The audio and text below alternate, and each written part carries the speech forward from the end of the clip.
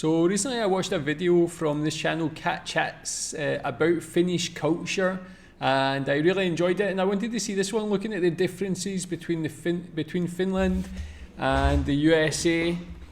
Yeah, I'm sure there's a lot of differences, so interested to see this. You can tell me what you think about it. Yeah, let's enjoy. Hello guys, I am back. So I kind of wanted to do a video about the differences between the USA and Finland. Wait a moment, the USA and Finland? Yay for props. Am I right? You know, and as a dual citizen of both countries and having lived in both countries, I've written down like a sort of list of like the most obvious things that I noticed every single time that I go there and everything I notice when I come back here. So I thought I would be in a good place to speak about them, hopefully. So if you guys were expecting me to like make some kind of vlogish type video, I'm sorry I didn't really film anything because I didn't actually do all that much. If you are interested in seeing some pictures, I did upload some on Instagram and my Facebook page, so you can check those out there, but otherwise I'm just gonna make this differences video, and yeah, let's get started because I think I've been blabbing on way too long now, so yeah. Okay, number one thing that gets me every single time is the tax system there. Okay, when you go and buy something from the store, they don't include the tax in the price. So say you go up and pick something up and it says it costs $10.99, it's gonna be more than that once they ring it at the till because they add the tax only afterwards, and then it ends up a lot more than what you expected. And if you're paying in cash, there has been times where I don't even have enough cash because it ends up being a lot more expensive than I thought it would be because of the tax. See, here in Finland, the tax is already added onto the price, so even though our taxes are a lot higher, it's still already set in the price, so you can tell beforehand how much it's gonna be, so there's no nasty surprises. Okay, this one might be a bit weird, but Yeah, I've never like understood that. Why is that? I don't know if anybody knows the reason why in America they don't do that. Sometimes they do it here in Malaysia as well. You go for, mostly for restaurants and bars and things, like you go supermarket, all the prices are as they should be, that's what you pay, but when you go to a restaurant, usually the price they have in the menu is not including, they call it plus, it's like some extra taxes you have to pay. But I'd never know why they wouldn't just show the final price. It just, for me, it would just be confusing, but I'm guessing there's some sort of logical explanation for it. Toilets. In America, the toilets are filled to the brim with water. I don't understand, are they trying to flood the bathroom? Because literally the tank or like the toilet is, the whole thing's filled with water. I don't understand why that much water is needed, because every time you flush the toilet, so much water is wasted. Like really, in Finland, there's only about like this much water in this toilet. Like you don't need more than that, honestly. And it's just weird how much water there is. It creeps me out. And then the flushing technique too. There's so much water that it just swirls around. Another thing is portion size. Okay, US is known for having everything bigger, and that is true. Everything is bigger there, from like family-sized cereal packets at the stores to having like a gallon-sized milk. Like you can buy milk and juice in like these huge gallon-sized bottles, where that's huge. You don't, it's like this big for like a thing of milk you can get, and it's like, why would you need so much? Like milk, we can only get it in like liters. I don't think there's anything bigger than a liter for milk. And even in restaurants, all the portion sizes are huge. McDonald's, you can get for $1 like this, like literally this size drink for $1. It's absolutely insane. They don't even sell anything that big in Finland. Like you can't even get in. The large drinks in Finland and McDonald's, they're the size of the small drinks in America. Absolutely crazy. But then I guess in America you have this thing called a doggy bag, where you can like, you eat at a restaurant and then you take the leftovers home. In Finland you don't do that. You go to the restaurant, you get a smaller portion size that you actually eat all of it at the restaurant, and then you leave.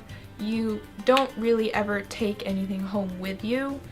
So I guess maybe that's the difference. I'm not sure. And on the note of everything being bigger, Yeah, that one as well. Like, I wonder how it actually got to that point. It feels like it's only America that has things that are that big as well. It's known for that. I don't know how they managed to like get to a point where everything is so much bigger, and it's like including the people themselves. So it makes people so unhealthy and overweight, obese.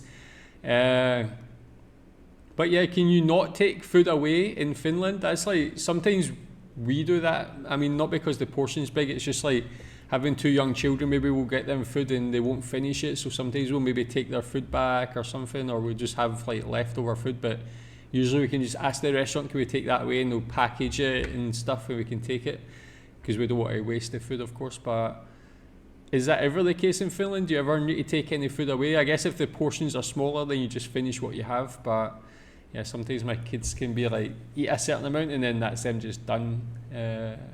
So we take it away. The cars are absolutely huge there. Like, you got these huge tank cars driving along on the road. They're really these huge box square tank cars, like gas guzzlers, you know? So people here have a lot smaller cars, and you can definitely see that because the cars in America are just huge. Everyone has like these giant trucks in it. And I've even ridden in some, and it feels like you really are in a bus when you're in them.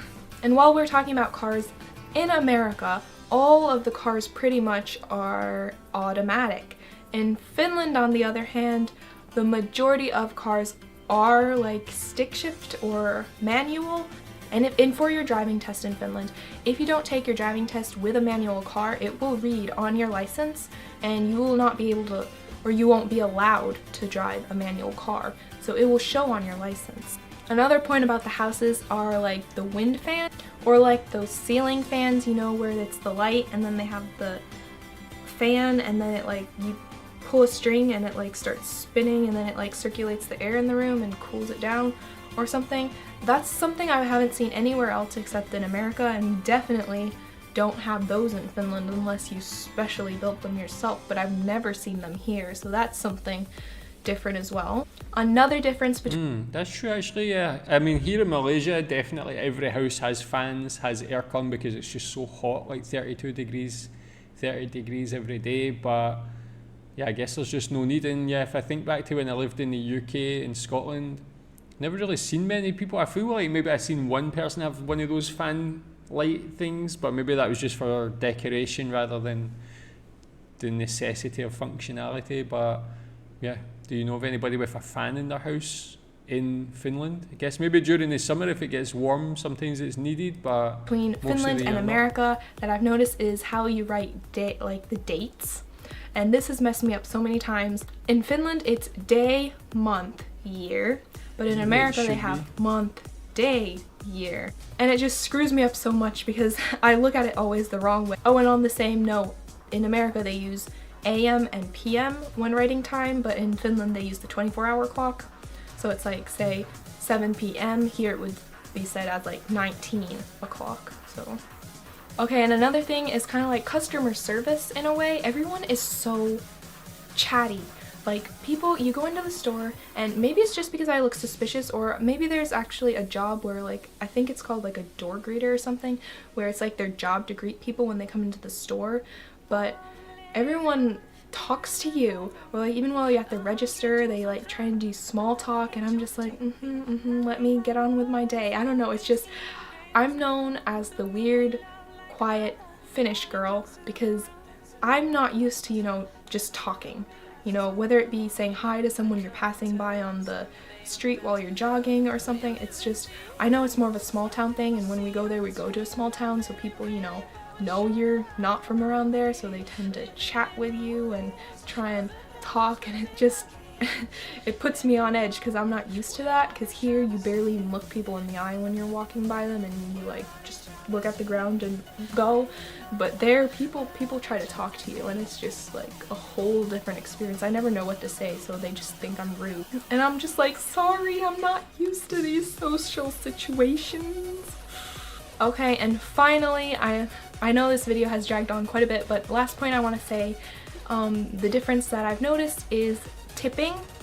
In America, when you go out to eat somewhere, like say in a sit-down restaurant, you're expected to tip the waitress or waiter after you're done. And That always freaks me out because I never know, first of all, how much you're supposed to tip. Second of all, people always have to remind me because I always forget because I don't realize that it's a thing. Because here in Finland, the tip, there is no tip at all. You never tip anyone. Because say you go to a restaurant, the people that are working there, they're already paid like a certain base amount that like the tip is kind of included in their salary. They're already getting paid their salary, so you don't need to worry about that. It's not your duty to give them money. Like they're getting it already, so you don't tip them. That was a big mess, but I tried my best. Bottom line, no tipping Finland, yes tipping America. But yeah, those are the main ones that I can think of at this moment.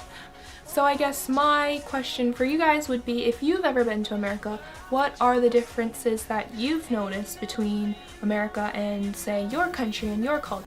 Yeah, tell me what you think about that. Yeah, I never really considered about no tipping in Finland as well. Do you ever give a tip? Like, even if if the service is like very, very good and you think, they deserve something, or is it just a no-no? I know like some countries, for instance, like Japan, it's just not, even if you get the best service ever, you just are not, you're supposed to tip at all. But in the UK, we'll tip in general. It's not a necessity, or it's not expected like it is in America, I think, but we just give it if the level of service is very good or we're very happy.